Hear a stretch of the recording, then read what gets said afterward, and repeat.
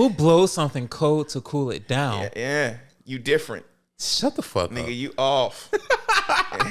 You off right now, nigga. Nigga, you lucky we friends. Because a lot of niggas at work would have talked to me like this. They would have caught it. I already warned them niggas. They try to throw jokes at me sometimes. I shut that shit down so quick. Nigga. And I'm a asshole. Because it be motherfuckers that say that shit. And then every time, it's almost being like me competing. As soon as a nigga be like, yo, say something else. Something else. I've got to now. I got to now. I don't give a fuck if you knock me out. I got to now. I will wake up, brush myself off, and be like, fuck it, going to Starbucks. I need to really wake up. Like, this nigga won. Fuck it. Hell oh my God. That's funny. I be damn. And every time a nigga say something, oh no, I gotta say something. I'm bombing.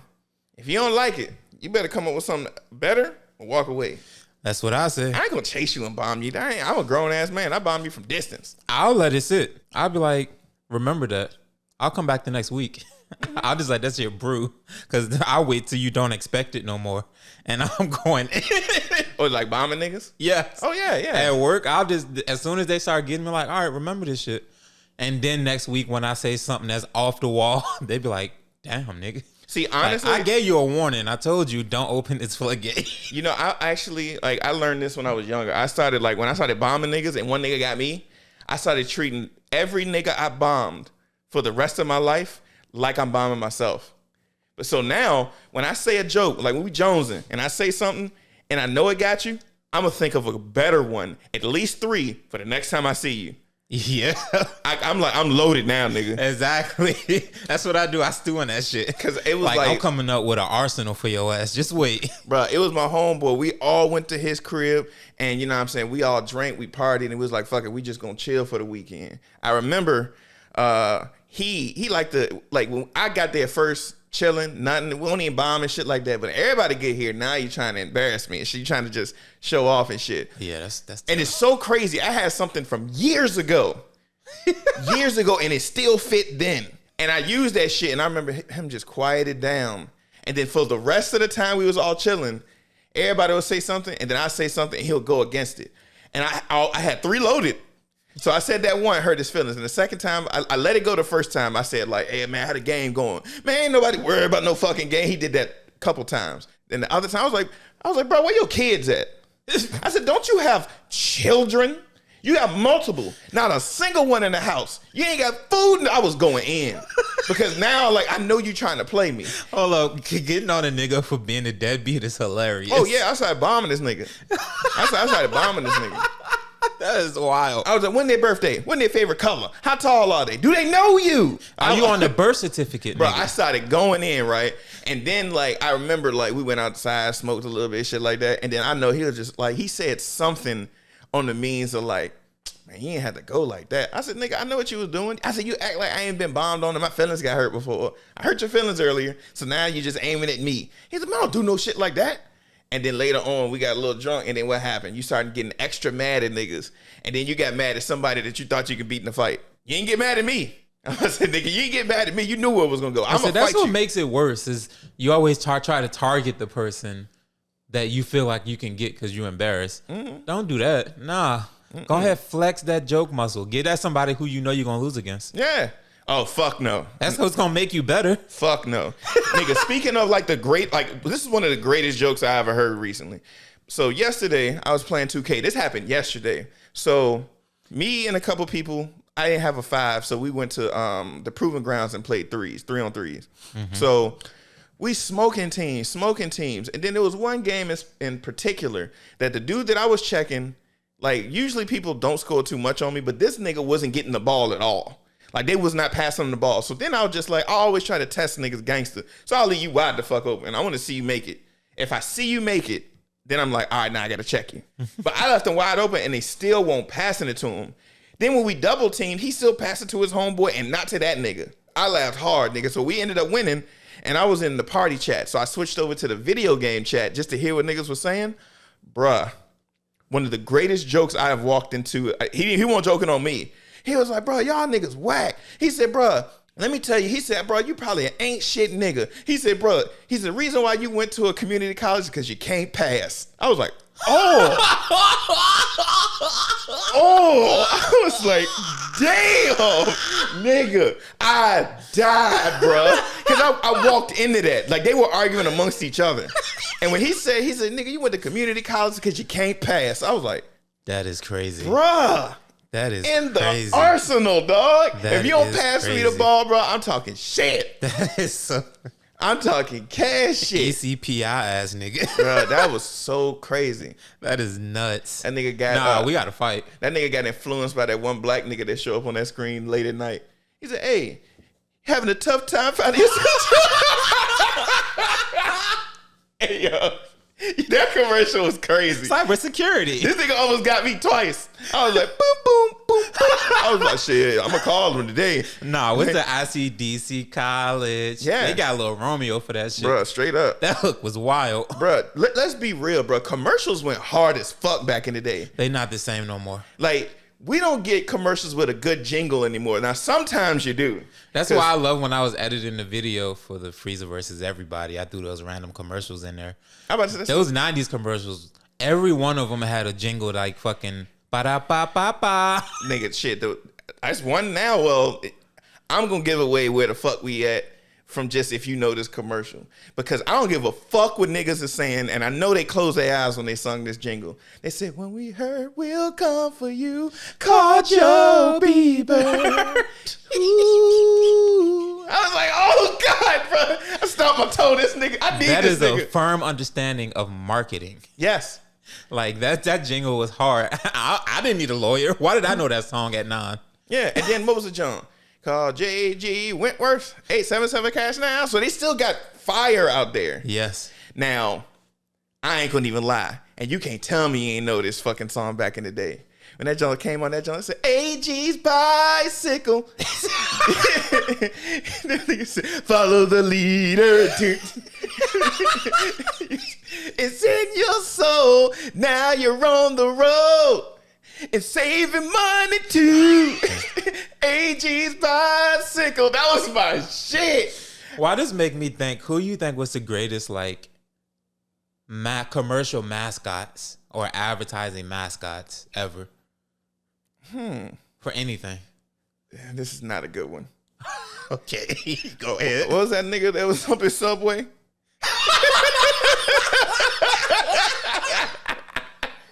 That nigga lost weight and lost his fucking mind.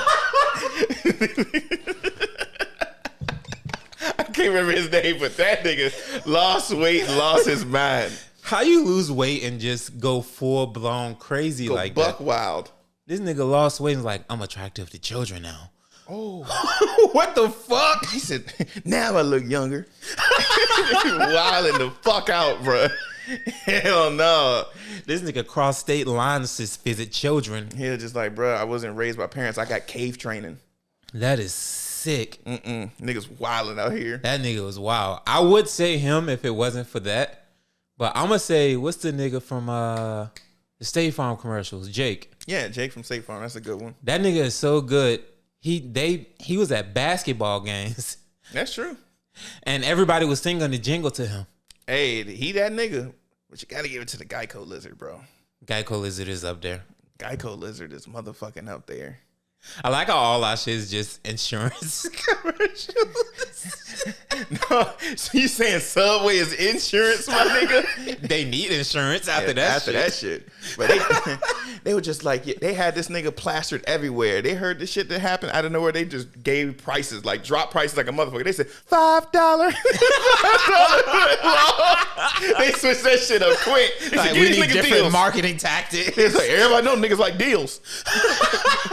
Give these niggas a deal immediately. We'll even throw in a free cookie. Bruh, these cookies was fire. They were. Follow the leader. I'm sorry. That shit's in my head now.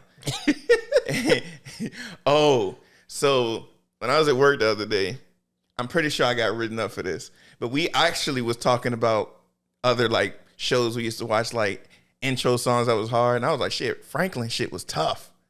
And I was saying that, then somebody was just like, America, fuck yeah. And I was laughing about that, right?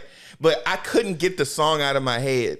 And then I was just like, suck my dick and lick on my boss, America. And that's a part of the song. I turned and looked, boss looking straight at me. I'm like, ooh. I was like, oh shit, this is not gonna go well. Wait, when was this? Monday. They haven't presented you with a write-up by now? Nigga, they need me. No, I'm just playing. No, we had some crazy shit going on. So I expected to come up there. No, we had some wild shit. I ain't gonna even lie. I'm playing a game called Fading Afternoon on the Switch 2. That shit's so fun. What is it? It's basically just like a beat 'em up game. But you just a Yakuza nigga just let you out of jail.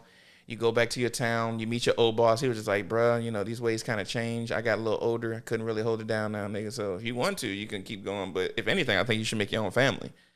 And then I was like, fuck that, nigga. I'm going to be loyal. So I just went outside, started beating up everybody in town.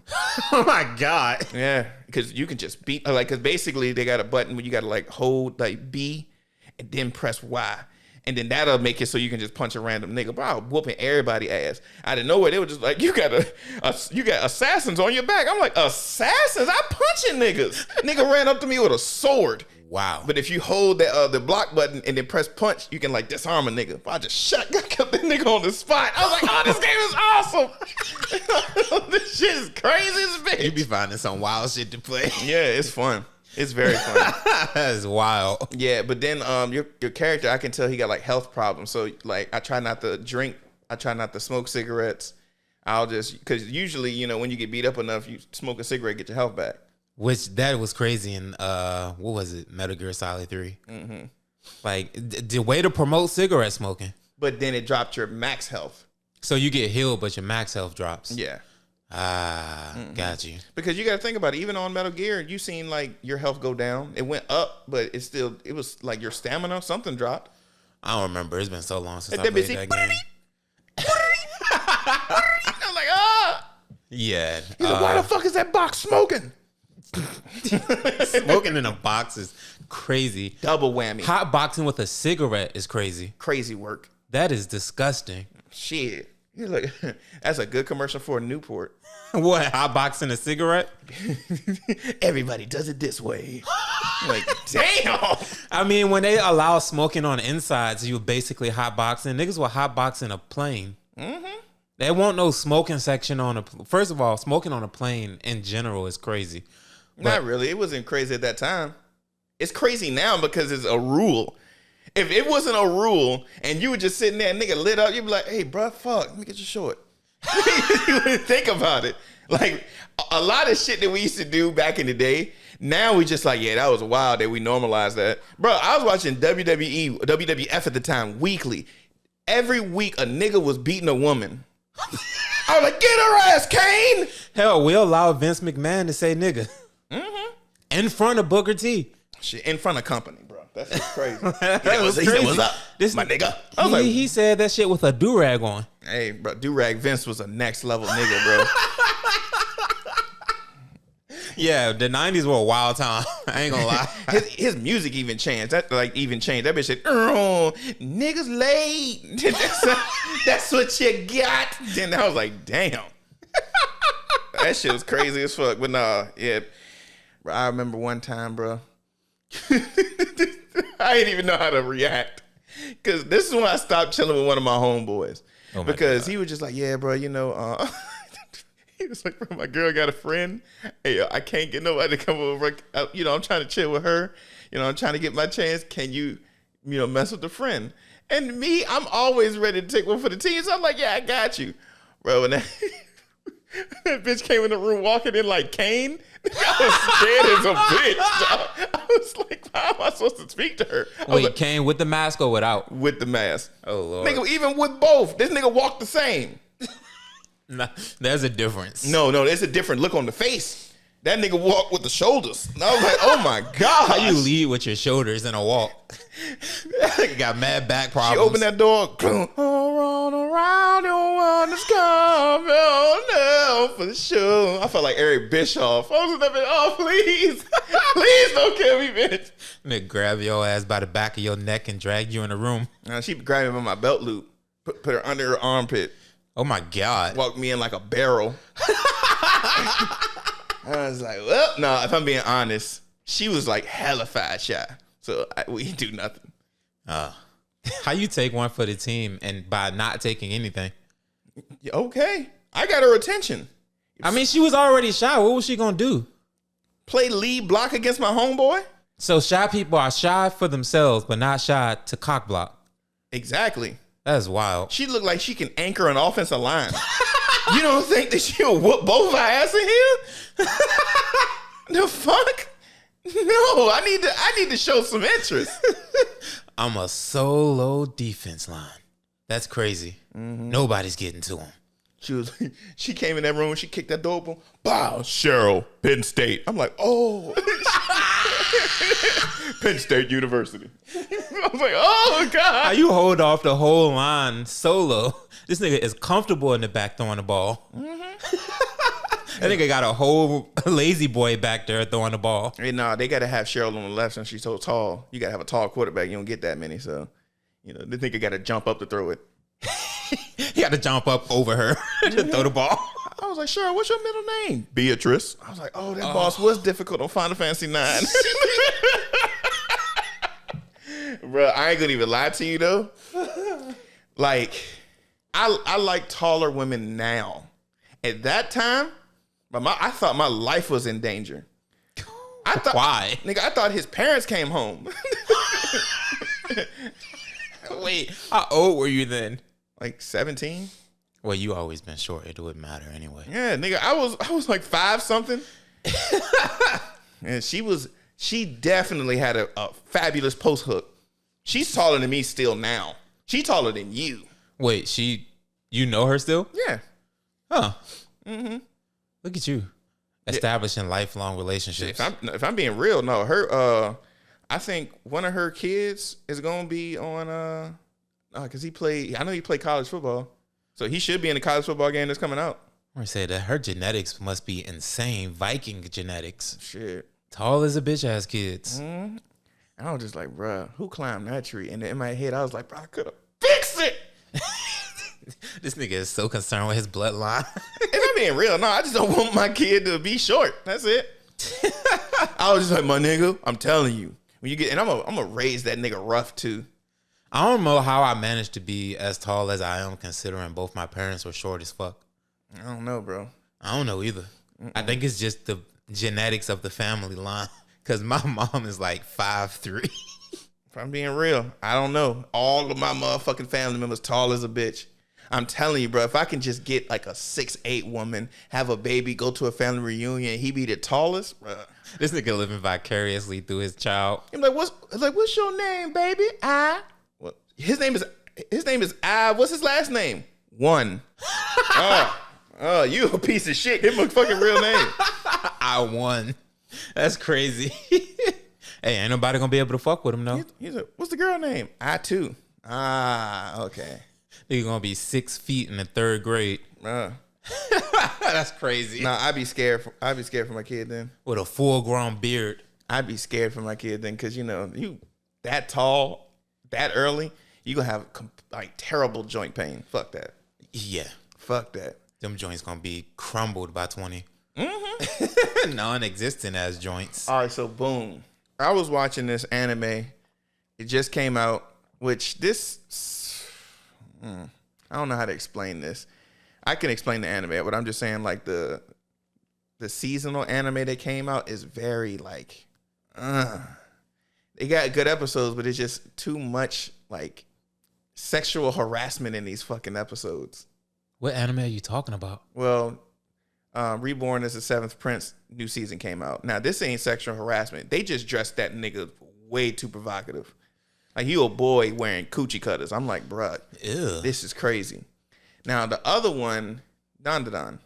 You remember that season 1 ended when she was up in the pool, up in the fucking jacuzzi or hot spring. That made me stop watching Don to Don. Yeah, not gonna lie to you, though.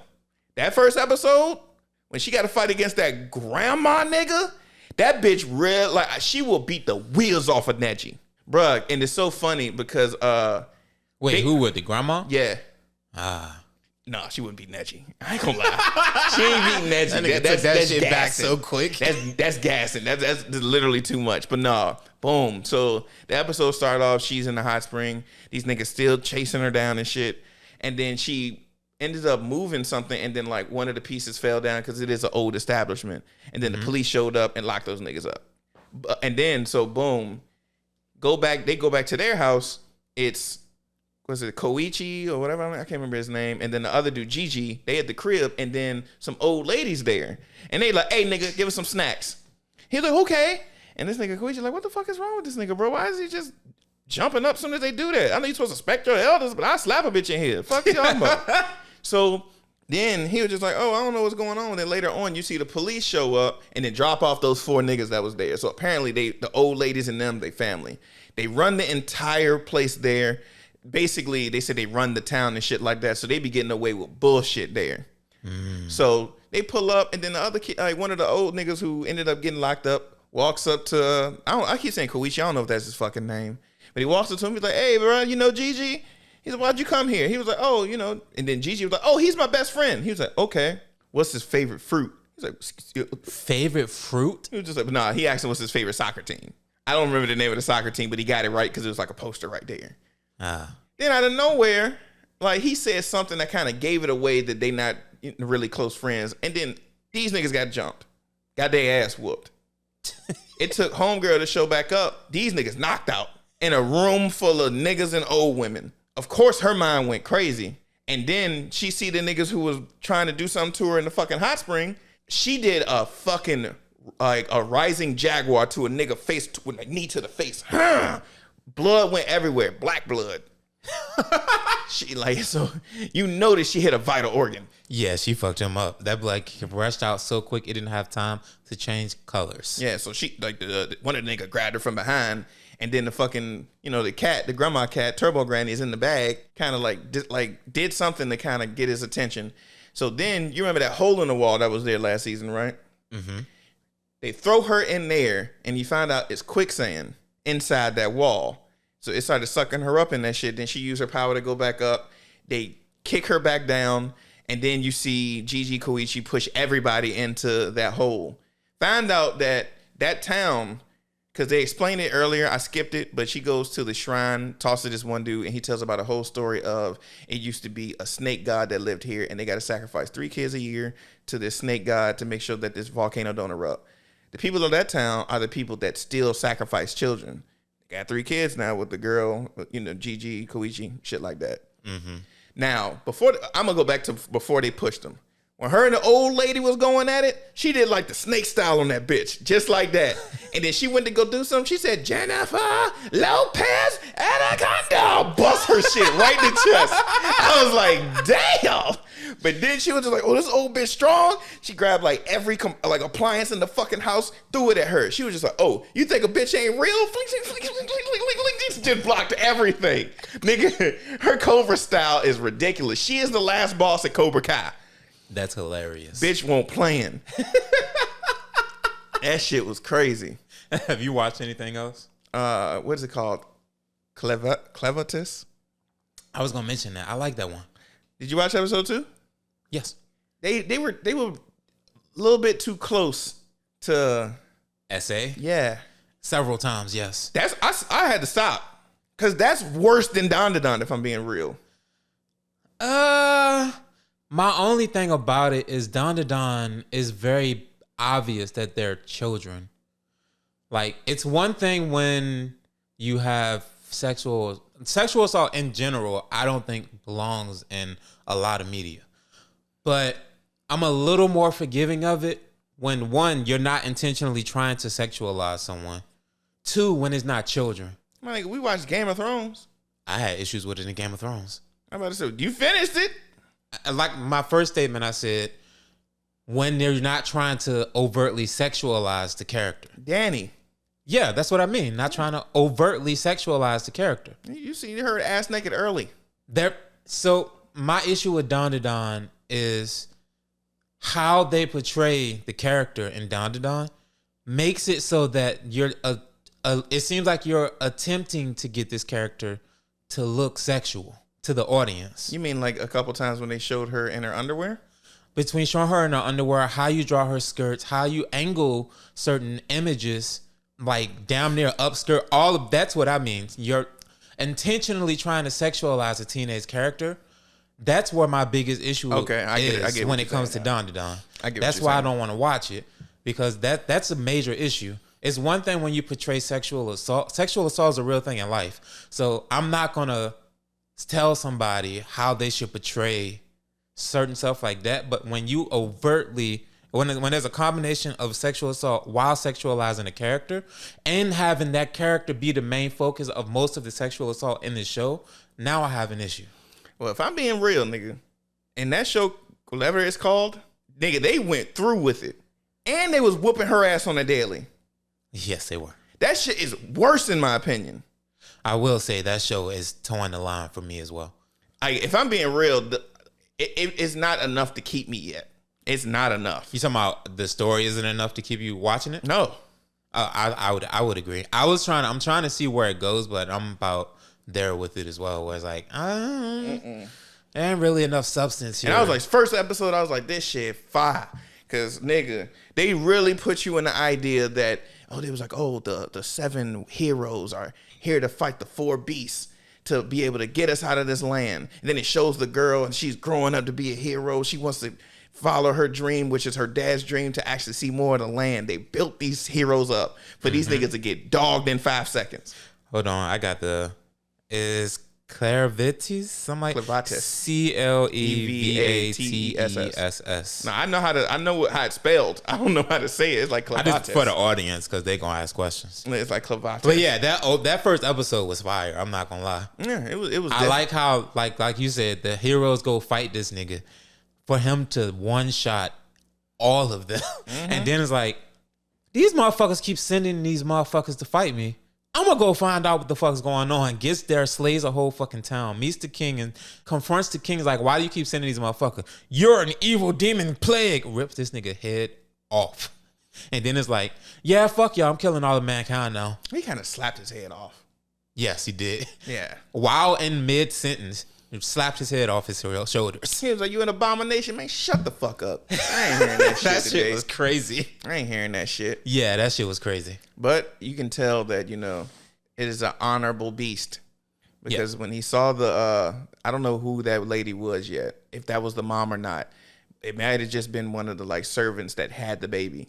Yeah. But you find out a servant had a pink-haired baby. They didn't have the same color hair, so I knew they weren't related. Could be. Who knows? But she was just like, hey, she was like, he was like, oh, this bitch over here dying with a baby in her arms. Fuck it. He said, hey, you fucking bitch. He was like, oh, excuse me, bitch? Like, you about to die, so I'm going to just let you suffer. She was like, hey, hold my baby. He's like, hold your baby? You want me to hold this? This bitch just passed her fucking baby off. He's like, to the thing that killed your kingdom, you give your baby to the being that slaughtered everybody you love. Not on my conscience no more. And the motherfucker took the baby. Mm-hmm. That's what really surprised me. Well, you can tell that he has an interest in humans anyway, because he didn't have a conversation with a human in years. And then when he was just like, bro, why did he keep on fighting me? And when he went to go see them, he was just disappointed in the king. And the king is supposed to be the highest level of human. And he was very disappointed in him because now you're not a mind that wants to understand me. I don't want to understand you. But then when he seen the resolve of that woman that get that baby saved, because what really happened is she told the monster, hey, this baby going to be worth something. He was like, how do you know that? He was like, trust me, this baby going to be worth something. Trust me. Please take care of this baby. So he was interested in the resolve of a human, and then so that's why he took the baby, and he was like, you know what, I'll take you up on that. I'll see this baby's worth, just to find out later that baby is a prince. So definitely worth some. I like the scene where when the monster finds out exactly what the baby is, mine goes into planning immediately. Like, if I stick around and help this little motherfucker get raised, once they're raised, they're going to have me right there with them the whole time. I can infiltrate the human system from the inside and really take control of shit. And once I get there, if I want to destroy this shit, I can destroy it from the inside. I ain't even got to fight. No, he ain't going to. I don't think he's going to destroy shit. I don't think so either. He's going to grow. Their land's gonna be prosperous. That motherfucker's gonna grow admiration for humans once he's been around them that long. It all depends. I think that he'll have a soft spot for certain. He's already growing a soft spot. Really? In episode 2, he started growing like the one you were talking about who is got beat since she was a fucking kid. No, that motherfucker was just like, you're not smart enough for me not to trust you. You're not smart enough to plan. You can be my wet nurse. And you got some big ass titties to be able to fucking save this baby life. That's where that came from. That's a whole different thing. I think he's gonna grow a soft spot for humanity. I think he's gonna have a soft spot for the people that's close. But if I'm being real, not humanity because he gonna. Well, I was gonna say we'll see, but I know I'm watching Water Magician also. How was that? It starts off, I can't remember what happened. I know he died and goes to another world. And then the god there was just like, all right, boom. He was just like, so what you want to do? He was like, bro, I'm trying to live a peaceful life. So just send me to a place that I'm just chilling. And I said this on the last pod. They'd send him to a place, fill up all the fucking refrigerator, give him extra meat and shit like this. But he was just like, this will work for 2 weeks. So during this 2 weeks, let me find out what my powers is. So he tried to figure it out and found out he was a water magician. And first off, all he could do was just like a little bit of water. He couldn't control the temperature or anything like that. So he was like, shit, okay, well, I know it's multiple different elements because the god explained it, that it's different elements. Let me try to get better with water. This nigga was like trash with it. He figured out how to do ice, but he was at the beginning, he only started using ice just to block. And he wasn't using like Shoto, like a whole big ice joint. He would just put like a block in the air, shit like that. Uh-huh. But then he started figuring out how to use, he was like, all right, let me figure out how to shoot water like a gun. And he shot like water, just a small like super soaker water gun type shit. Later, nigga, he figured out how to put real water pressure where he was cutting like rocks, clean, no ridges, perfect. So then he was just like, all right, I'm getting this shit. I like this shit. All right, let me start going out and actually getting my own meat and getting killing other animals. Started doing this. And one night he seen a Doulahan at the fucking pond. Now, you know what that is? No. That's you know how they said like the headless horseman? Doulahan. I think I'm saying it right. But he seen that and the motherfucker seen him and they went to attack him and he ended up making like an ice sword and they just fighting. Then when the Doulahans started beating him, just let him go. He was like, what the fuck? Then he goes and do it next day. He goes back, fight him again, lets him go. He was just like, oh, this nigga's training me. He started seeing how like dedicated I am with getting stronger. He started training him. Then so boom, like he ended up getting attacked by this fucking, I don't know what the bird was. It was just like a brown bird, saw him, wanted to eat him, attacked him. But then he ended up damaging the bird's eye and the bird left. So for months, he just goes and train with this Doulahan. Boom, keeps training with the Doulahan. And then out of nowhere, they had a good training session and the Doulahan gave him his sword. Soon as he left, this bird came back. Nigga evolved. This nigga looked like a whole different bird, bro. This nigga digivolved into some dangerous shit. This nigga was a Pidgey came back Pidgeot. This nigga was a grown ass man. That nigga has training sessions of his own. Bro, he had chest hairs in his bird cage. This nigga was a beast ass nigga. They had a fucking mean ass fight. He ends up killing him, but then he was just like, my nigga, if I'm being honest, I trained to get stronger to get, like, if I ran into you, I'd be good. You train so when you get stronger to come and fight me, you be good. He's like, I got a respect for you. I got a mad respect for you. I'm going to put you down without hurting you. And he killed him. As soon as he killed him, and it was, it's so funny because I think he was reading the book. He was like the most dangerous because he had like a monster book that tells you about all the monsters before he started going and hunting. Mm-hmm. And it was just like, yeah, this nigga's poisonous. This nigga's going to attack you when he see you. This person's docile. This person is near this type of herb, shit like that. He was like, but nigga, never fight a dragon. He was like, bet. He killed that bird, dragon dropped. He's like, no. He was like, bro, I read that chapter twice. I know I'm supposed to run. But this nigga's a whole real ass nigga. He like, so what's up? And he was like, hey. He said, oh, thank God you know English. And he was just like, I'm looking for a bird. He said, oh, no, bro, no. You killed this pet, nigga. He was like, hey, yo, bro, I'm going to be a real ass nigga, bro. I hope that wasn't your friend because I killed him. And he was like, you killed him. He said, man, am I impressed by you? I'm surprised. I can't remember. I think he gave him something. I don't remember what. But then he was like, "Hey, bro, hopefully I see you again. I gotta go." Peeled off. That's the end of the first episode. Wait, the dragon was talking to him? Mm-hmm. Oh, telepathy. Shit. Telepathy. Got you. He had telepathy. That shit was lovely. That episode was good, and I'm like, all right, because I love an overpowered main character. We all know this. He ain't overpowered yet. He gonna be though.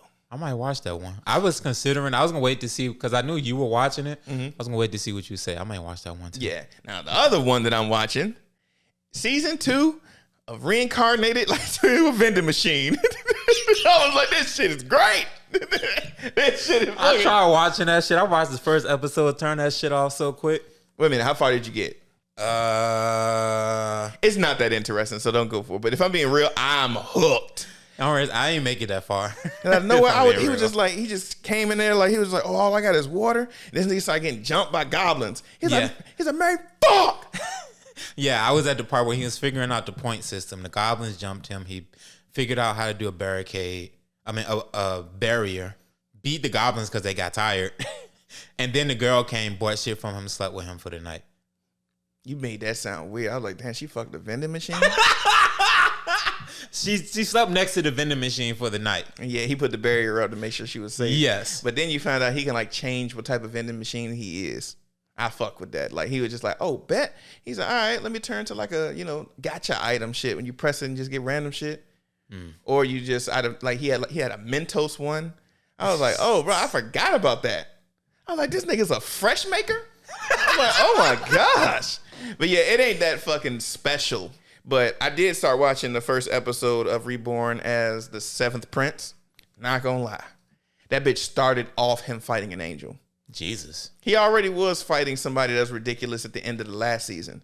Mm-hmm. But then it goes and he's fighting an angel. I'm like, how the fuck is he fighting an angel? As soon as I thought that, it explained it. He was like, oh, well, he went to this place. He found out if you go back to the church and you pray, you sing, you do all these good things, you ended up getting spiritual power. And he was just like, I love magic because he's crazy fucking dude. Like, he loves magic to death. He loves analyzing. He loves learning it. He loves doing it. He loves manipulating it, making it better, shit like that. He found out about like divine spiritual energy. He was like, I got to get this shit. Found out, bruh.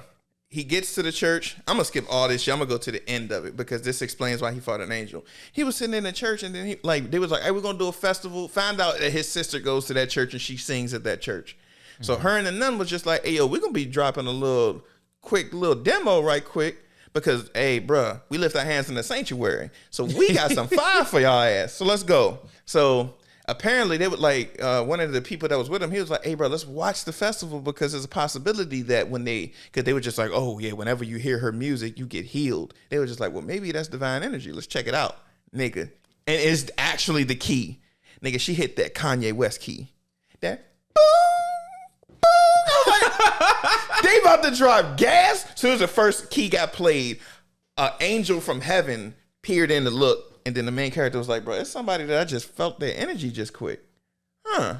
He was like, bet. Teleported to that nigga. Damn. Now, the end of last season when he fought against the last boss secret power is he can just teleport.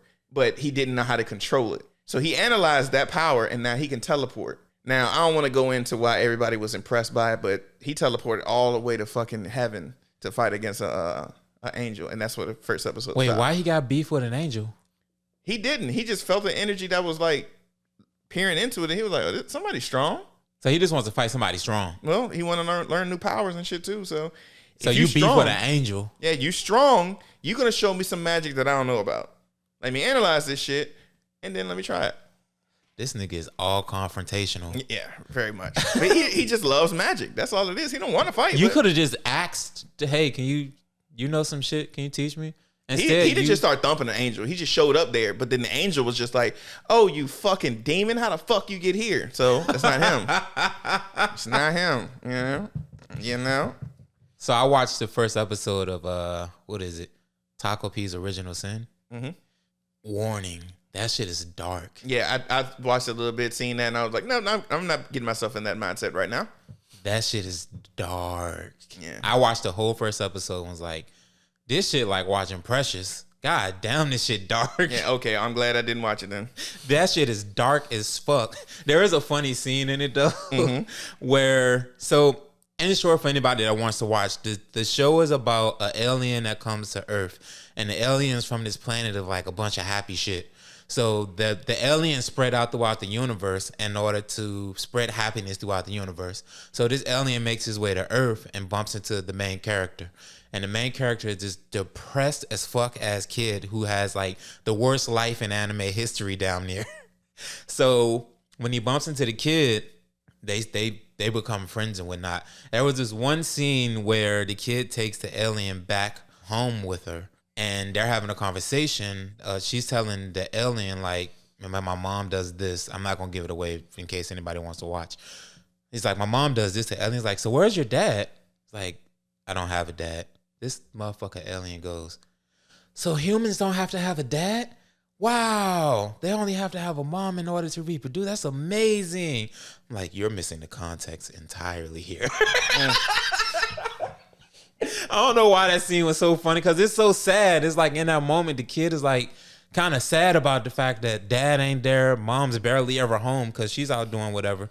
And just for that motherfucker to be mesmerized by human physiology, like you're missing the context entirely. He's just like, do you have a dad? No. Daddy wasn't there to take me to the fair. That's exactly what's going on in the main character's head while the fucking alien is like, "Oh my lord, I'm learning so much about humans." To take me to the fair, to change my underwear. Daddy wasn't there. But yeah, I'm gonna watch this show because You watch it. You got something. You have something to talk about. I'm not. I'm gonna watch, but yeah, that I warn y'all, it's really dark. Nah, I'm cool on that. I don't want to watch that. All right, we can go on the Yu Yu Hakusho. That's what the fuck we actually did this week. We actually watched the first 5 episodes of Yu Yu Hakusho. After much fucking demand from y'all. Yeah. Every time I upload. So when's Yu Yu Hakusho? I had a nigga that I said, "Yo, we're gonna do Yu Yu Hakusho next year." Yeah. Hit us January 1st, so it's next year. Damn. Yeah, y'all strong darn this nigga to come up with this idea. What? Yeah, y'all strong darn him. No.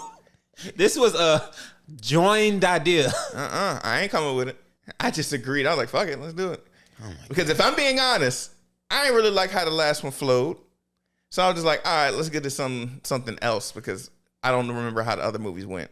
I watched the second My Hero movie. That one was way better to me. Action-wise. Story-wise. I'm trying to think, because that was the one where that actually did have a better story. I like that one way better than the first one. I still like the first one because of that last scene, if I'm being real. The last scene of the second one was better. That's when he passed his power to Bakugo. Mm-hmm. That was way better. My nigga, no, not for me. Shit. I'm sorry. That side to side run is way more epic than, and like, nigga, that side to side run went viral on so many different social medias. And them two niggas working together? No, they're not. Crazy. They did not go viral. Not once. I seen it once. I'm not saying viral. I'm just saying this scene and the impact of it, to me, was vastly better. Oh, no. That double run, I'm sorry, my nigga. That shit shook the internet.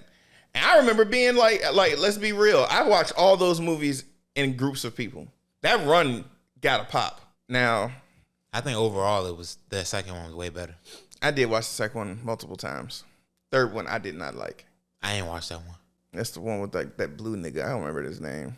He can just like reflect damage. The fourth one is Dark Might. Was that good? It's okay. I wasn't really that interested. I'll say that. All right, but nah, fuck this shit. We getting off topic just like you said. We going to Yu Yu Hakusho. I ain't gonna lie. Mm-hmm. Boy, did I miss Yu Yu Hakusho. It's one scene in particular that got me like that. And this is only the opening episodes. Nothing happens really until episode 6. That's when like all the major fight shit starts happening. All right, I ain't gonna even lie to you. When it first started, nigga, I cried laughing immediately. Why? Because it just shows, it starts off, boom, like, you know, all these noise happening, just a regular downtown noise. And then you see a little soccer ball hit the ground. And then you see a kid trying to get the soccer ball, and you see a shadowy figure push the kid out the way.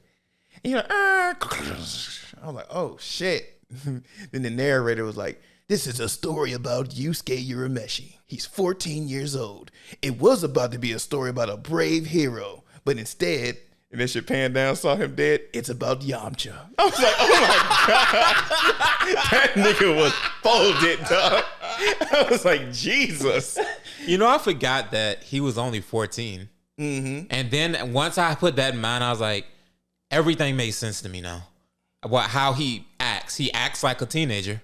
I thought he was in high school the whole time, if I'm being real. Which was still... He was still being a teenager, but yeah, he definitely acts like a pubescent teenager. And then it made me think, damn, this nigga won the Dark Tournament at 14, 15 years old. But you gotta think about it. Most animes had them niggas dumb young. This nigga had the knife edge death match at 14 with a grown ass man that towered over him. This nigga Gon got both arms blown off at 9. What the fuck are we doing here? Let's be real, nigga. Most anime do that, dog. Most anime do this. This nigga Sasuke got kidnapped by a full-grown predator. Won't a teenager at all. This nigga was barely a guinea. But yeah, I ain't gonna lie. I like how after that they were just like, well, y'all want to know how he died? Well, let's look at this nigga's day. You know what was so funny to me? You know the sound that the soccer ball made when it hit the ground? Why did that remind me of that commercial, the basketball commercial from like, you know, Scary Movie 2 parodied it. And one commercial? Yes. That sound automatically put my mind in that. I was like, why? And it's so crazy. There was no words to that commercial, and that was still another hard commercial. It was. I just see a boom, boom, nigga shook the cameraman hard. That shit put me in that mindset for some reason. I don't know why. I think it just sounded just like that ball. I didn't even put that together, but I can see it. It starts with his whole day of him being a pubescent teenager. Well, he on the top of the, I think on the roof of the school, and then Keiko shows up. I like how he's like, man, why am I always in trouble? As if you weren't on the rooftop of a school when class is in session. No, they said like, well, Keiko was just like, bro, I see you like once every 10 days. I'm like, Jesus Christ, bro, you are. I ain't gonna say I was that bad, but I wouldn't show up to the school if I wasn't coming. He's the reason for truancy. Shit. This nigga shows up to school 3 times a month. Mm-hmm. That's crazy. My nigga, I got shit to do. Let's be real. Roam the streets beating up people. And let's be real. I'm skipping ahead. When you found out that he died, what happened? Bullshit was happening. He kept the streets safe. He really did. Because you do find out later, like, and this nigga was gone for maybe a couple weeks. Motherfuckers took over Kuwabara's territory in that couple weeks. Was it weeks? Yes. I'm trying to think, because he died, and they had that wake that night, didn't they? Yes. That was a couple days. I'm talking about because when Yusuke comes back, you see that the dude with the glasses and his crew has taken over Kuwabara's territory because they mentioned it. They was like, it's a good thing that Yusuke kid's dead. And then we took over this territory. I know what you're talking about. He seen him at the diner. Yes. Now, if I'm being real, nigga, that was the day after he jumped back up. He was gone for 5 days. Bruh, that's how aggressive these little niggas are.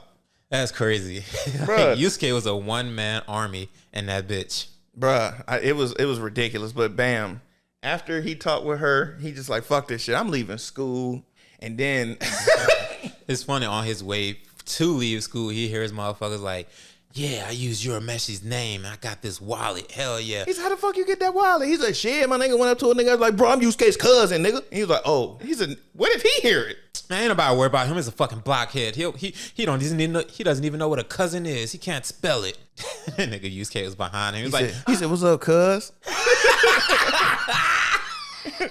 He said, oh, family, shut the fuck up, bruh. Bruh, let me tell you how scared these niggas was.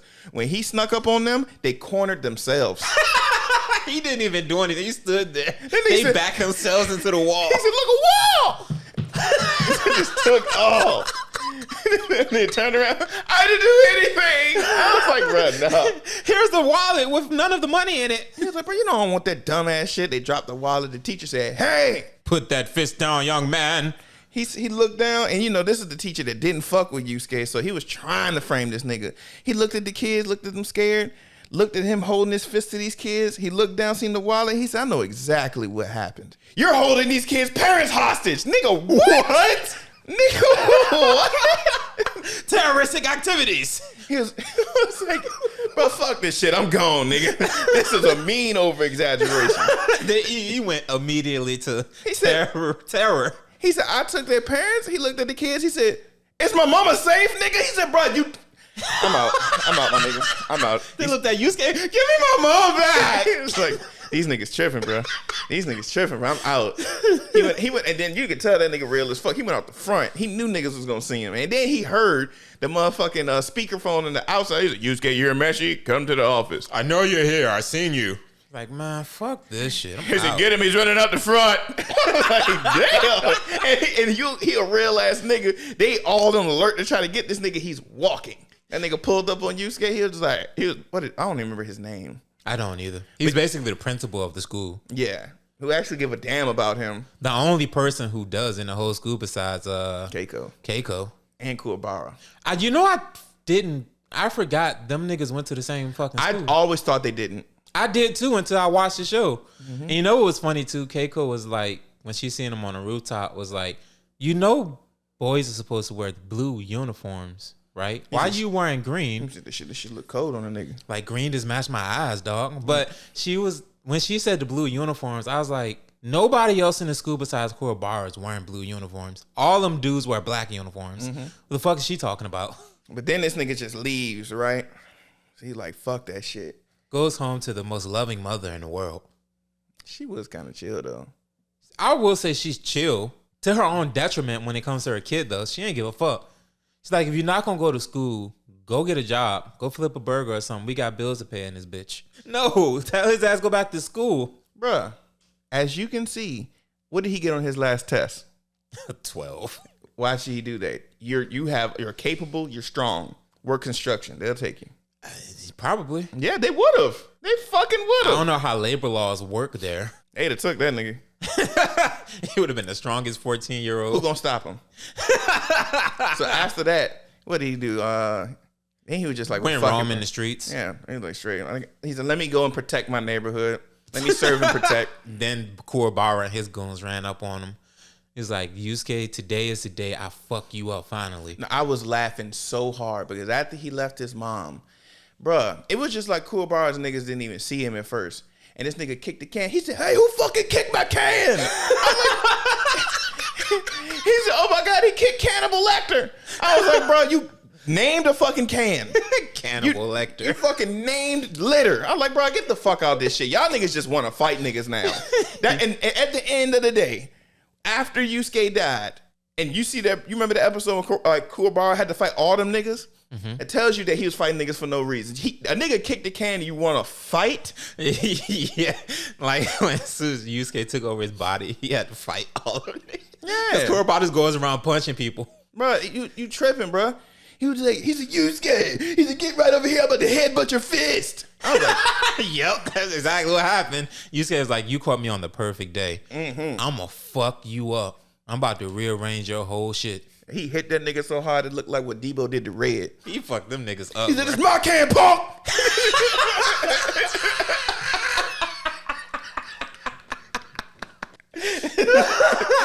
Bro, beat the shit out of these niggas. You say walking around with the green flannel on. Why are you running around the streets? Bro, he was like, bro, I feel better after beating the shit out that nigga, bro.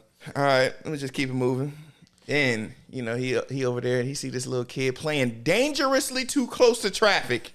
They were on damn near next to a highway, and this little kid is just kicking a ball by it. Yeah, I'm pretty sure he doesn't have a father because fathers are hard. So they're going to be like, oh, you're playing soccer and looking at the soccer ball? No, you're supposed to be looking up. Control the ball, son. That nigga was looking down the whole time. Normally they say keep your eye on the ball. No, that's baseball. This nigga said keep your eye on traffic. Yeah, bro, you got to be looking around. If you know what you're doing, just like when you play basketball, you don't see niggas looking at the ball when they dribbling unless you don't know how to dribble. when somebody playing soccer, niggas ain't looking at the ball. It's called hand-ground coordination. That kid kicked that shit in that shit, bro. He was just like, hey, little nigga, get these balls off my street. He's like, you're gonna kill somebody. You be safe, nigga.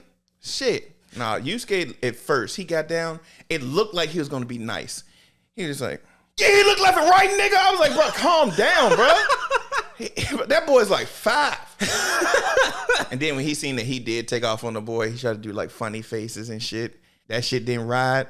That last one had me laughing. Yeah, the nigga's stupid. Yeah.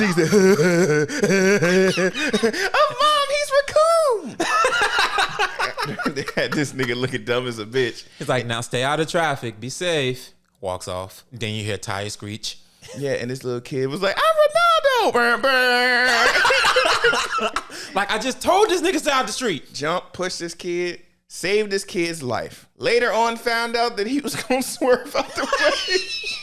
You know, it's so crazy. You think you all heroic and shit. Like, you saved this kid's life, and now you're just hovering over your body. First of all, this nigga Yusuke is violent from the rip at every occasion.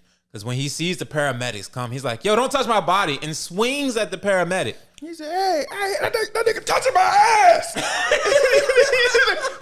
Oh, I missed. Fuck. Swung through that nigga. Like, why? You know what just happened. Why you swinging at the fucking paramedic? He was like, bro, I just died. My hair look good as a bitch, though. Like, that shit is slick today, boy. Slick, man, like a bitch. I got hit by a car, and that shit is still in place. That nigga said, yo, I'm cleaning this bitch. He's like, damn, now bro. my shoulder is leaning in this bitch. I was like, no, I fuck with that shit, though. All right, clean the fuck, bro. Let's go. And that nigga is just hovering there. He's like, so I guess I'm dead. And somebody pulls up next to him. You know, you're a bright kid for figuring that out so quickly. It's like, who the fuck is that? I am the Grim Reaper. I ain't never seen a Grim Reaper in pink. You sure? In short, she explains to him exactly what happens. And then she's like, yeah, so you weren't actually supposed to die there. She's like, but the kid was going to get hit. She was like, no, you were a distraction. If you hadn't jumped into traffic, the car would have swerved left and the kid wouldn't have been hurt as bad either. He was going to swerve right in that corner. Whoa. He's going to be fine. He said, you better hold this fucking soccer ball. Don't let that shit go. And short, she tells him that and is like, but there is an opportunity for you to come back to life. He was like, nah, I'm cool. I'll stay dead. Fuck it. She's like, but you have family. Who cares about you? No, I don't. My mom's an alcoholic. I don't have friends. I don't give a fuck. He was like, yeah, let me actually show you around. He was like, oh, wait. Before you do that, take me to the hospital. I want to see if this kid's okay. And then they go to the hospital. They see the kid. And then the doctor was like, ma'am, he got a couple bumps and bruises. But I'm sorry to tell you, this little nigga slow. She was like, oh my God. Hugged her son. So then he's been diagnosed with stupid. Yeah, he was like, yeah. This nigga dumb as fuck. So he was just like, all right, well, I'm good. I know the boy good. Take me to heaven. Take me to hell. Whatever the fuck I gotta go. He was like, he was fully prepared to go to hell. Yeah. He was like, bruh. Let's be real. He don't know what hell looks like, so he's just trying to be tough. Drew. But then she was like, wait a minute. How about I take you to your wake? And honestly, that's an interesting way to find out what people think about you. Absolutely. Because he got to that wake, his mom was like destroyed. Yeah, she was crushed. Gone. He ain't think his mom even gave a fuck. She was crying harder than everybody else there. Well, she wasn't crying it when he first showed up. She was just gone. She was just nothing. Oh, yeah, she was in a daze. Yeah, and then you see him pull up, and he was like, damn. He said, look at everybody just coming here to laugh just because I'm dead. Then you see Keiko and her girls walk out. Keiko just like destroyed. The saddest shit to me was when Bar showed up, and he was like, nigga,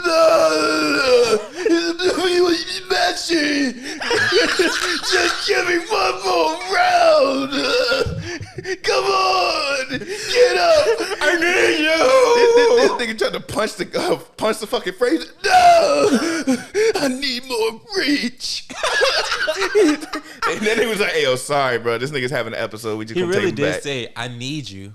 Yeah. Like that shit, I ain't gonna lie. He said, come back for me. I was like, oh. That shit hurt. I almost dropped a grown man tear. I was like, oh, shit. Because I haven't watched in a while, so I seen that. I was like, damn, that shit hurt. I was like, damn, bro, I'm turning into a bitch. And then you see the two teachers that didn't fuck with him. He was just like, Urameshi is a pussy who dies to a car accident. I was like, wow. They literally was like, good riddance. He was a plague on us. He was bringing our attendance rates down. And then the principal was just like, bro, y'all niggas some whole ass niggas, bro. Shut the fuck up. This is a kid's wake. Walked in that shit, bowed to the mom, which was real shit, and then bowed to him. And he was like, bro, nigga, you had real potential. I seen something in you, bro. You was going to be a good motherfucker, bro. And at least your last hours was done heroically. And that nigga was just like, fuck, I want to stay. You're right. He seen that shit like, damn. She said, at least 3 people care about me. She's like, I told your dumb ass, Yusuke. Now let's go. So I think now what happened? She takes him to go to the spirit world to see what was supposed to have been King Yama. But yeah, he on vacation. Yeah. Mm-hmm. So he meets, what's his name? Kawinma. So he meets Kawinma. Now, first off, I laughed so hard. He was just like, bro, he said, I got to prepare myself, bro, because, you know what I'm saying, it's going to be a real nigga that's taking over. They're probably going to be like 50 feet tall. He said, let me go for the jugular, or let me go for the throat, go for the eyes. I'm going to get this nigga. Let's go. I was like, why are you so violent? Hey, bro, you got to protect yourself. From the person who's going to help you come back to life. Check your neck, kid. You know what I'm saying? You never know. This nigga immediate thought was, I got to hit the weak points. Nobody said anything about a fight. This nigga pulled up, cracked his knuckles. He was like, yo, who the fuck wants some, nigga? He was like, hey. He's invisible! He was like, no, down here. He looked. He was like, I knew y'all niggas supposed to take over the world, but the afterlife? Oh, bitch. Like, hey, you got a pacifier, nigga. Get out my face. He said, you supposed to have a blinky, not a binky, nigga. You old bitch ass nigga, bro. Hey, I'm scared for my life, nigga. He said, yo, bro. He said, nigga, don't you need to get burped? Oh, young ass nigga, bro. He said, Bowtie, you gassed this nigga. Let's be real. He's like, I should have known from the pink that this one gonna be shit. Like, bitch, you talked about him in admiration. Like, this nigga barely potty trained. He said, yo, calm down, my nigga. He said, bro, this nigga got to get a running start to chest bump. He said, this little nigga about my face, bro. The fuck? I saved a kid older than him. The fuck? And what made it even worse is when he found out how old he was. He was like, so it takes this long just to be potty trained? He was like, my nigga, you should have reincarnated. You ain't got no fucking sense. You got full grown conversation with me. Can't tell me you can use the bathroom. My gosh, bro. This nigga barely reaches the toilet bowl. He was like, hell no, bro. Hell no. You ain't never seen yourself in the bathroom mirror, huh? Oh, short ass nigga. Short ass nigga. This nigga Yusuke is so disrespectful. I was dying laughing on that part. And he was like, hey, yo, bro, I promise you, my nigga. Next time when you truly need me, and you gonna need me, you better watch who you calling a motherfucking kid.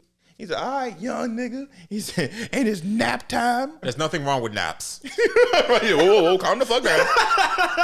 Calm the fuck down, bro. You get that right blankie? Nigga, don't do it. Don't do it. But in short, he gives Yusuke an egg that he's supposed to hold on to. Which anything he does, his emotions that he's feeling will actually nourish the egg with the feelings that he's doing, the good or bad. And then when it cracks, it's either going to be some horrible fucking monster, or it's going to be able to help him restore. I can't remember what it's supposed to guide him towards coming back to life. Yeah. So gives him an egg, kicks him out of the afterlife. So after that, he's supposed to pass on that he's coming back to life to somebody. Yeah. He has to let them know that he's going to be coming back to life and to take care of his body. Mm-hmm. He tries to figure out a way to do that, and Botan tells him, well, if you pass a message along to somebody while they're asleep, people are more in tune. They're the most susceptible to the supernatural at night time when they're asleep. He goes to tell Keiko, hey, I'm coming back to life. Take care of my body, my mom. No, I think he went to Kuwabara too. He was that was the second time. Yeah, that was the second time, not the first time. Yeah, because he went to there. He was just like, because originally he went to go see if he could get his mom to do it, and she was too busy still being mad and drinking away her sorrows. Like, she ain't gonna be of no fucking help. She was like, you bitch ass nigga, how you die from a car accident? I got in 2 car accidents. I caused them, but I don't give a fuck, nigga. Wake up. How she was like, strong people are supposed to survive this. You're the strong. She said, I seen a midget get hit by a fire truck. He died, but he survived longer than you. You died on impact. You a bitch. But your hair was fresh. I haven't even touched it. Pass out. Mm-hmm. Yeah, that's not a good choice. So let me go to Keiko. She'll listen. He was like, all right, please, let's see if Keiko. This bitch crying? He was like, oh my. And then he went in there and then he was just like, hey, I'm gonna need you to take care of my body. Don't let him burn it. Wipe the tear away. Let you know I was really here. Mm-hmm. That shit did not work, by the way. Because she went to go tell his mom, thinking maybe she had the same dream as me. So they go dream swapping. His mom goes, yeah, I had a dream about Yusuke. Keiko got all excited. Like, oh my God, I had one too. Yeah, I had a dream that he was fighting ogres in the afterlife and became the king of them. We did not have the same dream. Never mind. I'm going to let her have her dream. Yeah, Keiko just let it be. And then he's like, all right, then what the fuck am I going to do now? They aren't believing me through the dreams. So Botan, what's the other option? She goes, well, there is a way. You would have to possess somebody, though. How the fuck do I do that? Well, the person has to be spiritually in tune, and they have to be close to you. Well, there's nobody like that. Kuwabara out of nowhere gets a fucking tickle in his spine. He said, how you doing, Kuwabara? Let me whisper in your ear. Who the fuck is that? He said, nigga was just touching my spine. I don't know. You don't say shit like that out loud, Kuwabara. And his boys are like, oh, he's getting a tickle again. He's like, what the fuck is the tickle? It's when they're talking to him through the afterlife. He said, yeah. He said, sometimes they good, sometimes they bad. But this one is kind of like weak, low level. It's probably like a snail ghost. I'm like, damn. That was fucked up, bro. I was like, bro, he beat your ass before, so what are you?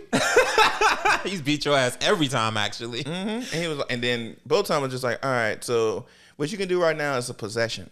The only way that you can possess his body is, we kind of got to blank his mind out, but you only got 1 hour. Because if you don't, it'll fuck this nigga up for life. He already fucked up. It would be worse. How could he be worse? He'd be that fucking kid.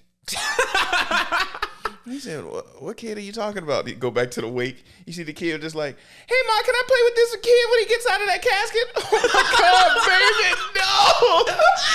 No, God. He's lost to me.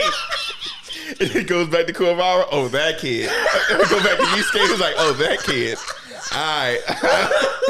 I don't want that to happen to Kuwabara.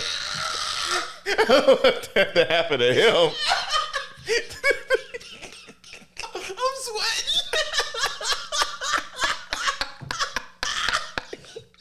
That's so fucked up. Mama. Mama, I found that kid in the casket. God, my son is dumb. You sweat like a bitch, dog. That's crazy as fuck. That's so fucked up. I'm so sorry, bro. Oh shit. All right, so boom. He was just like, all right, I ain't gonna stay in longer than an hour. So possesses Kuwabara. Botan did something that had this nigga stood up at attention. She was like, he's ready. He jumped in that shit, bro, and just took off. He ain't even say like he ain't even know his friends that much for real, but he just ran, boom, let's go.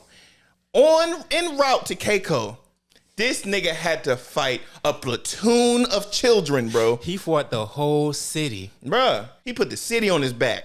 And you know what made me think, damn, this nigga Yusuke is so strong, he makes another nigga strong. Bro, no. By possessing him. No, his technique was right. Because it was Kuwabara's body. Because even Kuwabara took punches better than Yusuke. But Yusuke knew how, because like, even every time that you see him punch as a ghost, he never just stopped at the face. He punched through the face. Yeah. And it wasn't like, it was just a fist length. This nigga went elbow past. So nigga, he's punching past you. Like, this nigga fought a town in an hour. Bro, whoop niggas down. Even one nigga was just like, bro, I ain't been punched like this since Yusuke was alive. I was like, yesterday. Bro. Yusuke just died, nigga. Bro, so he's just like, fuck that shit. Whoop these niggas down, then beat feet. Then he get there, he was like, bro, I can't find Keiko. Then Keiko's homegirls walk out this motherfucking store, and they were just like, thank God Yusuke's dead. Keiko needs to get over it because she's getting a bad reputation. And then Kuwabara and you like Yusuke Kuwabara's body was like, what you need? That would be crazy. She's like, she just needs to get over him and find a new man. She needs what?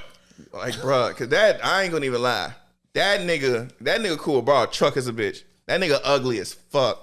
And he's big as fuck. Mm-hmm. And he just got, his face is swollen at this point because he's been punched in it a couple times. Bruh. For fighting for the last 45 minutes. Bruh, it looked like they drew him in cursive. His shit was, that nigga face was fucked up. He's like, hey, girls. That bitch said, took off running, beat feet. He like, fuck, I needed to get to them to find out where Keiko was. And Keiko come out the store, sorry guys for taking so long. Where the fuck did they go? And Keiko was just like, I don't know who this nigga is, so I'm gonna keep it moving.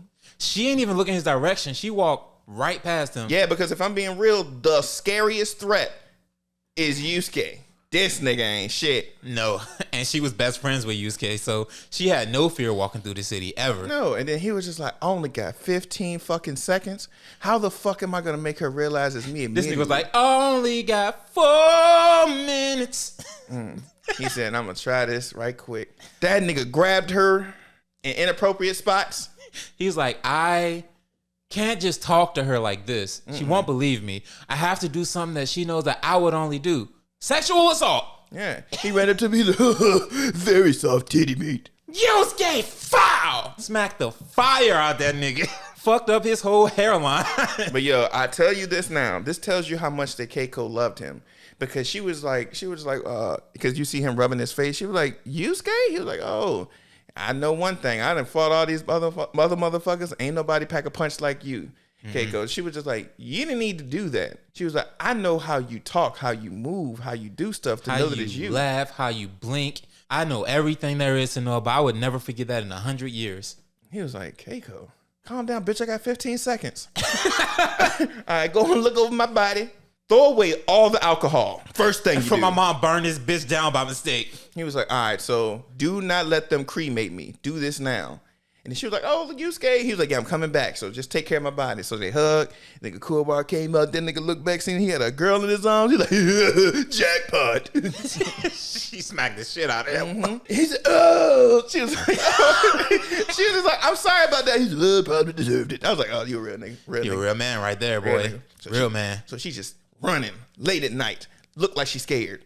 Gets to the house, knock on the door. Yusuke mom pulled up. She was just like, Yusuke, he's coming back. She's like, I know. I just felt his pulse as I went in there to punch him in his face. Mm-hmm. They hugged, had a nice little heartwarming moment together. Yusuke's like, I did it. Episode ends. Then the next episode is, what was it called? It was something like a man's promise. Yeah. I was like, that whole episode was hard. I ain't gonna lie. Yes, nigga. That shit, I forgot, like, for a long time, especially as a kid, I didn't like Kuwabara like that. I thought he was just stupid. As an adult, I have a newfound appreciation for Kuwabara. I had an appreciation of him like for a good minute. Only time I got really mad at him was when he sacrificed himself, because in the Dark Tournament, I hated that. I liked him so much because I like to see him grow, because let's be real, Yusuke was taken off and he found himself. He was like, bruh, the only way that I can keep getting strong is I got a guide. Mm-hmm. Yusuke is my guide. He is my North Star. I have to follow him wherever he go for me to get stronger. And he fucking did. He went to the demon realm for this nigga. Yes. All right, so the next episode is called La Promise of a Man, right? The start of the episode, Kuwabara got in a fight because he was protecting Keiko. And them niggas pulled up. They was like, wanna have a good time with me? She said, y'all niggas is hoes. He was like, beat this bitch in public. This nigga Kuwabara said, hey. Right next to a highway where everyone can see. Right. Hundreds of witnesses. And then we don't care. Kuwabara like a real nigga. He said, hey, Keiko, go and hit school up. I got this. Now, I don't know why I thought about this, but Kuwabara, I do like him. I would like to see Kuwabara. They the same fucking character, but one nigga is way taller. From Slam Dunk, the nigga Sakuragi. I would like to see them two fight. I think Sakuragi will beat the wheels off that nigga. One of them niggas goes to throw a punch at Kuwabara's gut. It does nothing. That shit, ding! 0 damage. They beat the fuck out of them niggas. Not really, because they was tussling. Them niggas was fighting. They rolled down the hill. You don't do that shit when you growing up no more. Y'all just throwing hands. When you doing a kid fight, you roll down a hill. That's when you go into the house and your mama say you smell like outside. Yes. Yeah. So nigga got grass stains all over his uniform. Yusuke would never. Bro, he had grass stains on his socks. These niggas was fighting. So they pulled up in the school, and this teacher with only 2 teeth. I hate that nigga, bro. That nigga's a dickhead. That you do not need to be a teacher, sir. He was just like, hey, y'all fucking up. I could smell y'all. I know y'all got in a fight. You smell like you lost. He's like, who the fuck is Earthy? Like, I'm tired of y'all niggas getting in fights before school. So you know what? You, core bar henchman number 3, I know you're working because school allows you to work. I'm taking that shit from you now. They're like, no, I have to support my mom and my family at 14. That's a crazy responsibility at 14. Shit happens, bro. It does. That's a hard life. So he was just like, no, don't put that shit on my niggas. Put that shit on me. And what consequences? He said, nigga, you can't fight for a week. He said, cool, about 2 hours. You ain't gonna make it a week. You ain't gonna make it a week. It's like a week. As soon as he steps outside, it's on. Nature has it out for him. He's like, bro, you don't see this nigga smell like grass? But he fought nobody. He fought allergies on the way here. Of course, this nigga That needs nigga his has hands. beef with pollen. There's no way he's making it. He was just like, nah, fuck that. For my homeboy, I'm gonna do this shit. For a week, I ain't gonna fight. School ends, he walks outside. This nigga didn't make it a block. He really didn't. Because he goes outside, his homeboys are like, now he tells his homeboys, yo, y'all make sure y'all stay out of fights, bro. Like, for real, we got to do this. They're like, Horbar, you don't have to do this. Don't worry about it. I'll figure it out. No, I'm a man of my word. I said I was going to do this. I'm going to do this. Walks a block up the street and gets banged. He said, hey, I kicked the can. What? He was just like, yeah, so what you gonna do? He was just like, oh, no, I can't fight. That nigga beat feet. Hop the gate, gone. He said, hey, yo, that nigga's a bitch. Oh, you ain't calling me out my name, nigga. That nigga turned around, got tough, puffed his chest up and said, hit me. Nah, because he grabbed him and almost hit him. No, that was a different one. Nah, I think he did grab him, though. While in the middle of getting beat.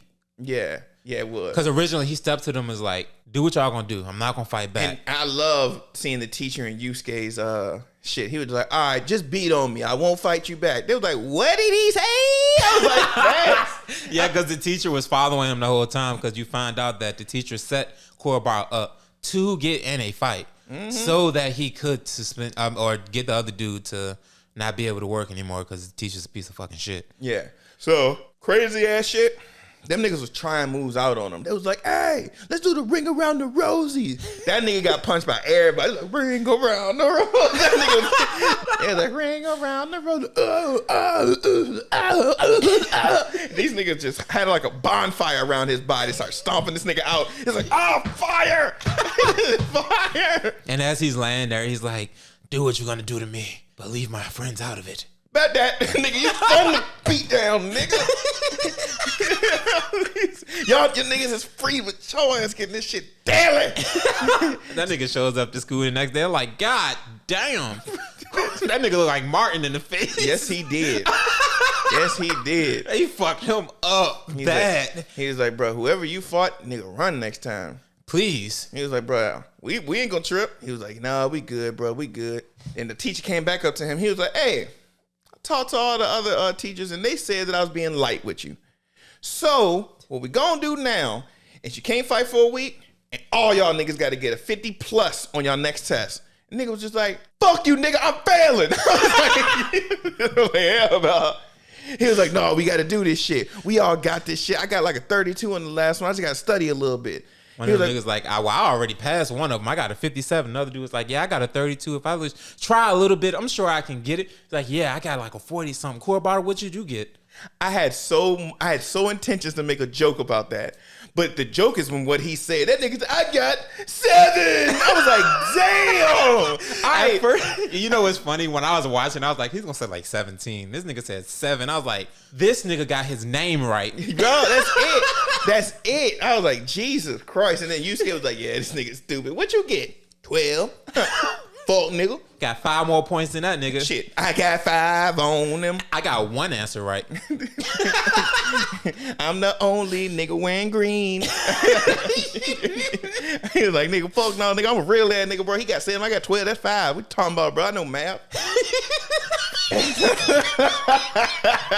I ain't that kid at all. Yeah, shit, nigga. What you talking about? Then this nigga was just like walking around studying, and he just got He went to the bookstore. He was like, I said, well, what I need to do? Comics. No, I need to study. I'll give it to him. He was fully dedicated. Yes, he was. That whole week, all he was doing was studying and getting beat. Bro, and then boom, bro, you gotta have real ops to make them whoop your ass at a fucking bookstore. Yes. Because first off, you got ops, you got smart ops now. Book smart ops is bro, hilarious. That's crazy, my nigga. He's like, I know what 2 + 2 is. You got niggas that's looking for you. They really looking for you, my nigga. Or unless, bookstore and there was easy like, person that you can get money from. That's the only thing I can think of. There was like, if 4 of us hit you 2 times, how many lumps will you gain? 7. Stomp him out. But it's so crazy. They were actually like kind of like gentleman ass whoopings. Because the dude was just like, come on, big guy, go and take your lumps. Then the cool was like,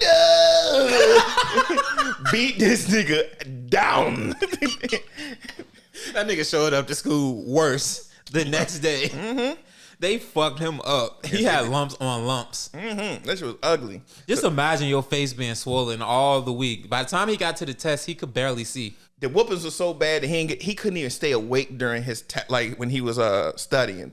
Because when Yusuke pulled up to that nigga in the house, bro, he was leaned over them fucking test books. But Yusuke a real ass nigga. Yeah. Because he went into his dreams and still helped him study. So then the next day you see him walk into class and then he just studying on the way and shit, making sure he was good. And then his ops again roll up on him. And then they about to run up on him. Yusuke was going to let that shit go. They was like, oh, no, fuck no. He just think about to get a test. You going to beat the answers out of him? No. I helped him all fucking night. Y'all not about to waste my time. So he went and flew down. Them niggas stopped. They was like, no, I got a bad feeling about this. They was like, fuck y'all, nigga, let's just go. Kuwabara went around the corner. They ran to chase him, knocked over one girl, knocked her unconscious. That was crazy. That's crazy to get knocked unconscious at the beginning of your day.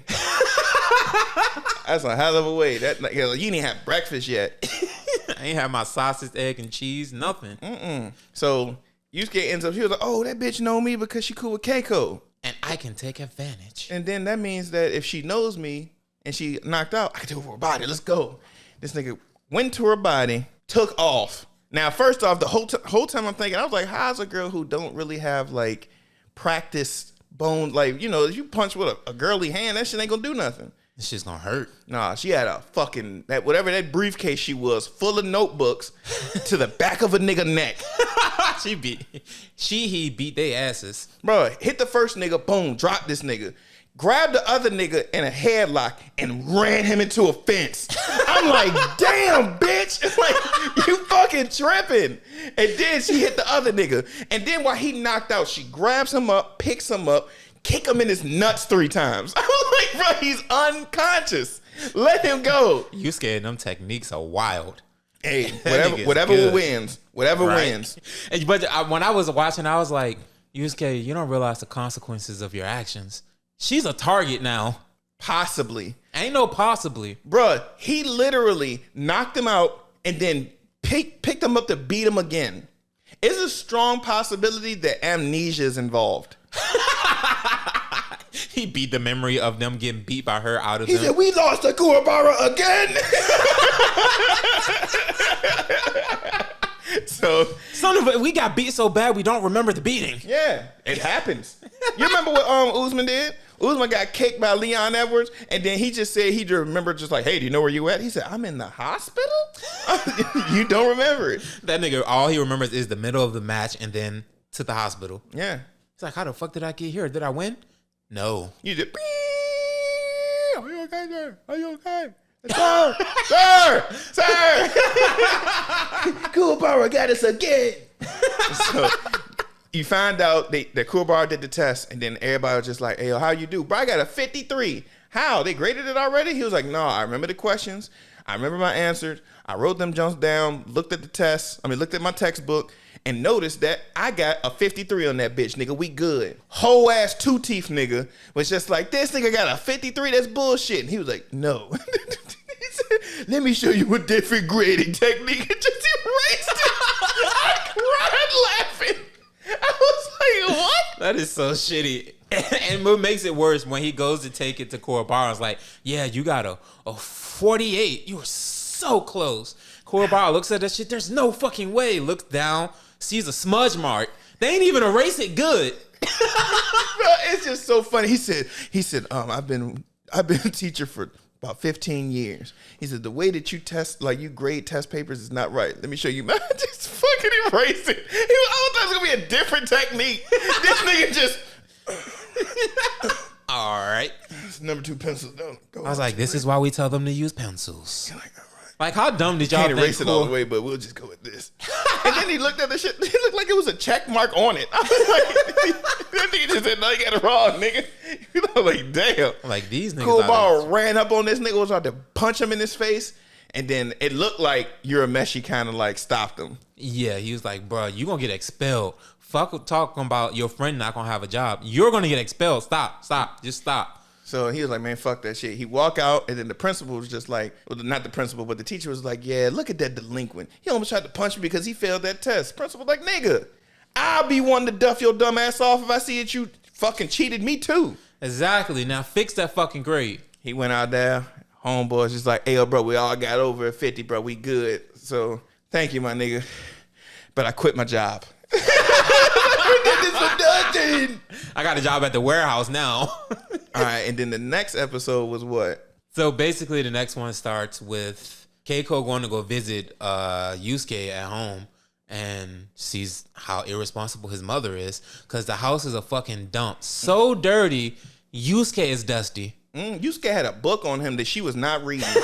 That nigga was covered in dust and trash. Bottles of fucking bottom shelf wines and shit. Just littering this boy. Goes to clean him off and gets attracted from dust in his fucking face. I just thought about it. Basically, the episode started off with the investigator showing up. Yeah. Because she's supposed to be analyzing if he's even worth the effort being of brought bringing back to life. So yeah, then she went to go check out Keiko, and then she was just like, good grades, good, stern with her friends, but still nice, very kind. Volunteers at the homeless shelter. Yeah. Why does she like you? I was like, yeah, let's check her out. And that's when you see her at the house. Then she about like ready to clean up around you. Then she look at Yusuke, and Yusuke was like, why is she looking at me like that? You don't understand girls, do you? Nope. Just watch a little bit longer. He said, Keiko, get the fuck away from my body, bitch. She said, oh, I don't consent. Facts. She was like, what's I about to?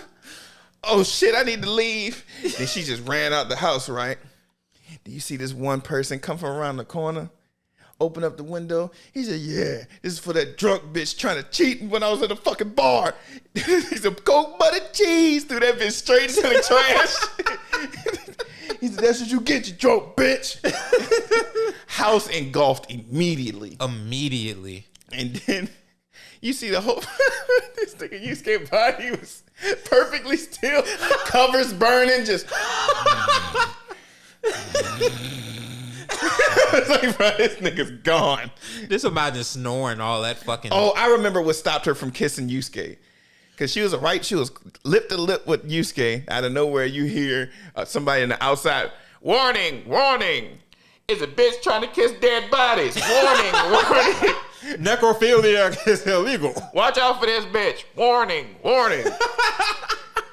The house catch on fire.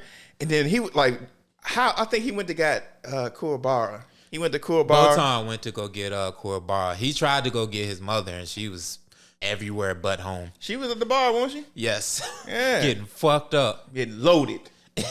She made friends with every nigga there. Get blitzed. Right. Botan went to go to Kuwabara, and then as soon as he got there, this nigga was like, oh, the tickler. Oh, what the fuck? It's telling me to go this way. He was like, he see that fire? He like, oh, shit. Is that 4th Street?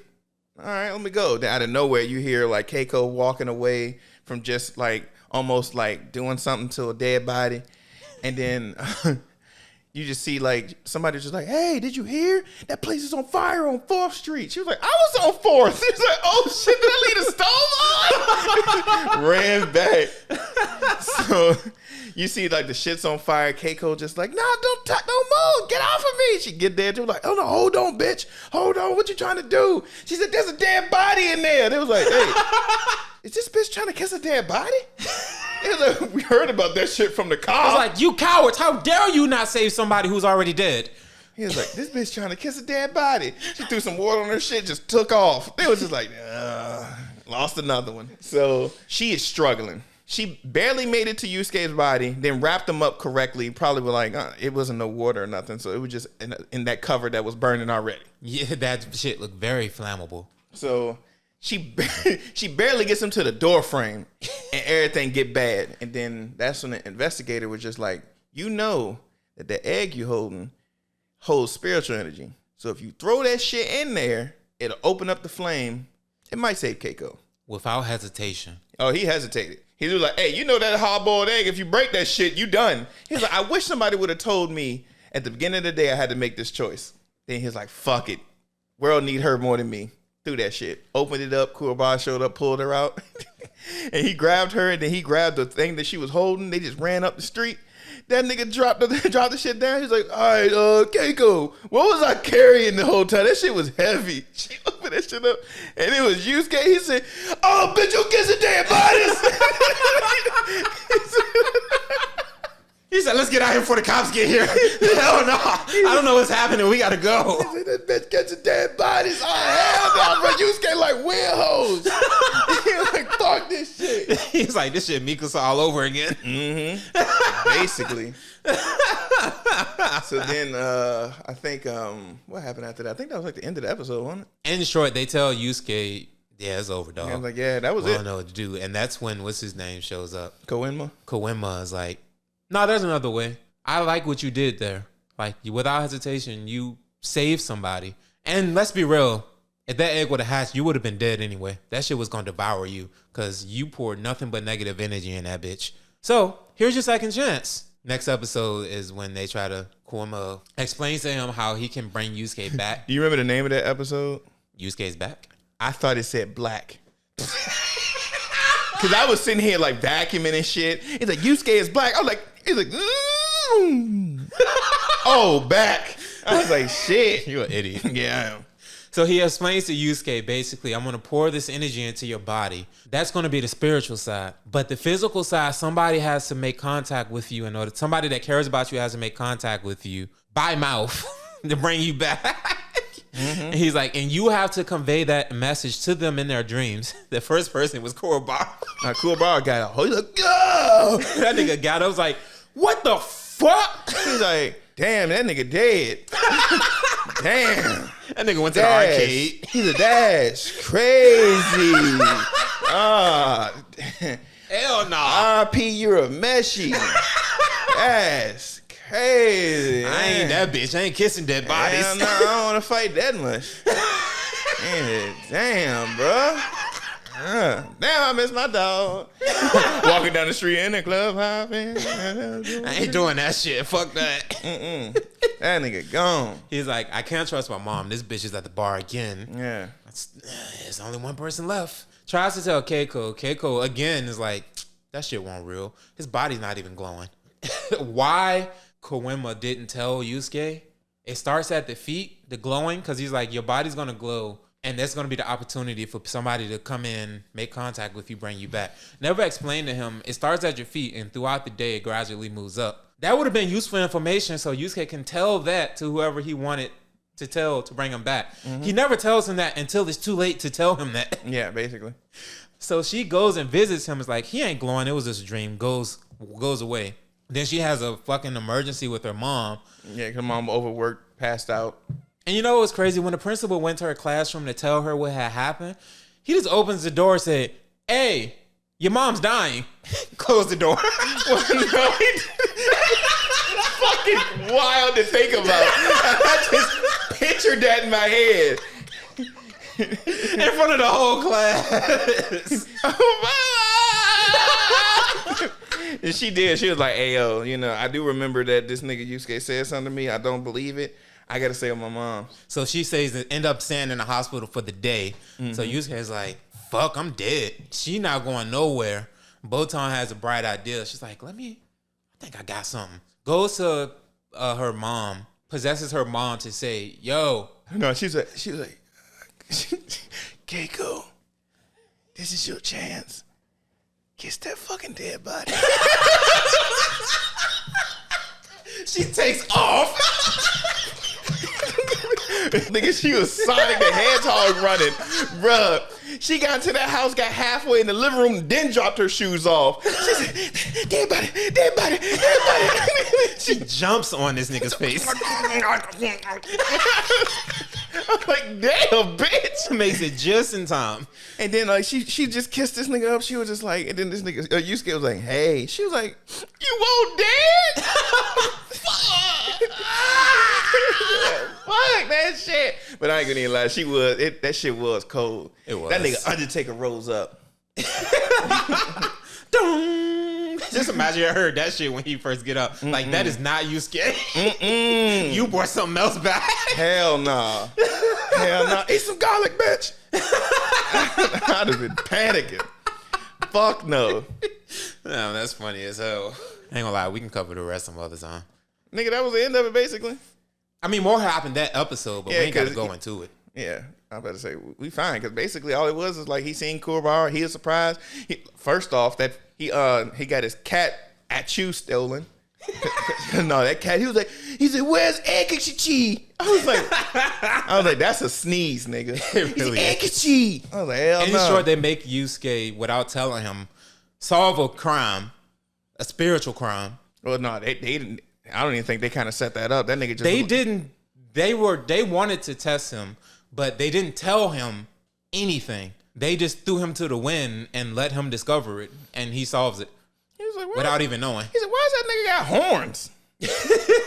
He comes across the dude that's taking over Kuwabara's territory. He was just like, hey, bro, anybody get out of a library, you beat that nigga ass. There are no smarts in this dojo.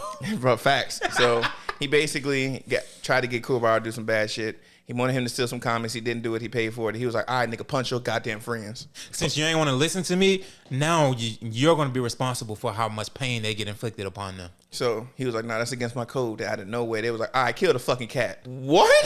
That's so drastic. And then I was thinking, like what was he going to do? Like, he was going to spike the cat? I don't know. That was going to happen. This nigga had a fucking glass bottle, broke that bitch, and just said, time to kill some pussy. Yusuke came out of nowhere, stole that nigga. The dude who was the leader tried to run. Yusuke went over there, beat that nigga up. A demon came out. He grabbed it up. They was like, oh, you passed the test. Now you're spirit detective. End the episode. Pretty much. Maybe go. I don't know which. I know, shit, the way we're pacing it right now, I think we should just cover him. It's only like 3 or 4 episodes that covers the next part, which is him going to get the sword. Yeah. No, he get the orb first. Yeah. Then he gets the sword. Then he gets the mirror. Yeah, I think that's only like 3 episodes. Mm-hmm. I think we should just cover those ones next. Yeah, because the sword is Hiei's, right? Yes. The orb is the first nigga he fights. And then the mirror is Kurama. Kurama won. I think Kurama may be second though. No, it don't matter. I gotta pee. Yeah, well, we done anyway. Bye.